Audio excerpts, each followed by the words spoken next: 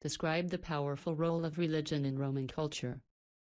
The Roman pantheon of gods is comparable to Greek counterparts, who Romans worshipped and sent prayers to throughout their lives.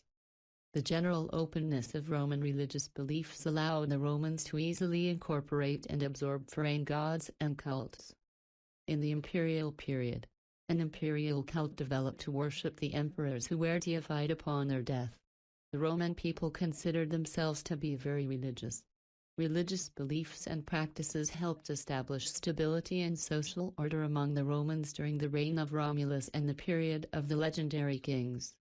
Some of the highest religious offices, such as the Pontifex Maximus, was a sought-after political position, which, because it was ascribed to both Julius Caesar and Augustus, eventually became one of the titles of the emperor.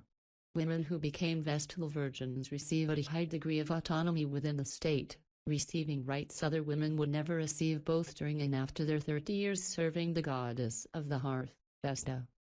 Furthermore, the Roman year was filled with days for feasting and religious celebrations.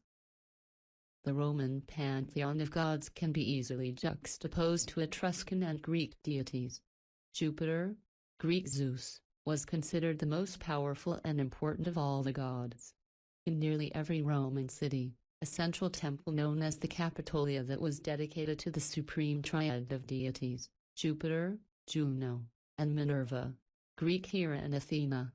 Gods also had numerous associates that Romans prayed to, sought help from, and dedicated temples to, such as Jupiter Optimus Maximus or Jupiter the Best and Greatest, or Mars Elter, Mars the Avenger. The political and military rivals Pompey the Great and Julius Caesar each claimed Venus as a personal deity. They both built her temple, although Pompey built his to Venus Victrix, Venus the Conqueror, while Caesar dedicated a temple to Venus Genetrix, a motherhood and domesticity goddess. Small household gods, known as Lares, were also popular. Each family claimed their own set of personal gods, and larum, or shrines to the Lares, are found not only in houses but also at street corners, on roads, or for a city neighborhood. Roman religious practice often centered around prayers, vows, oaths, and sacrifice. Many Romans looked to the gods for protection and would complete a promised sacrifice or offering as thanks when their wishes were fulfilled. Sacrifices were common, and many processional and sacrificial scenes show bulls, lambs, or pigs being brought to an altar for sacrifice. Augury and haruspicy were also commonly practiced. An augur, a specially trained priest or official, would study the flight of birds for portents and omens.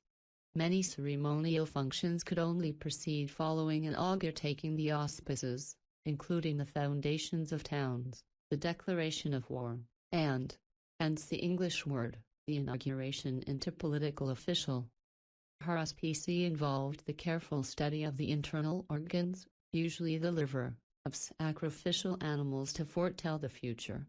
The Romans were not exclusive in the religious practices, and a Roman often and easily participated in numerous rituals for different gods. Furthermore, the Romans readily absorbed foreign gods and cults into their pantheon. During the Punic Wars in the 3rd century BCE, the Roman Senate consulted the Sibylline oracle on how to defeat the Carthaginians. The oracle advised the Romans to import the goddess Magna Mater, Great Mother, also known as Cybele, from Ionian to Rome, with permission of their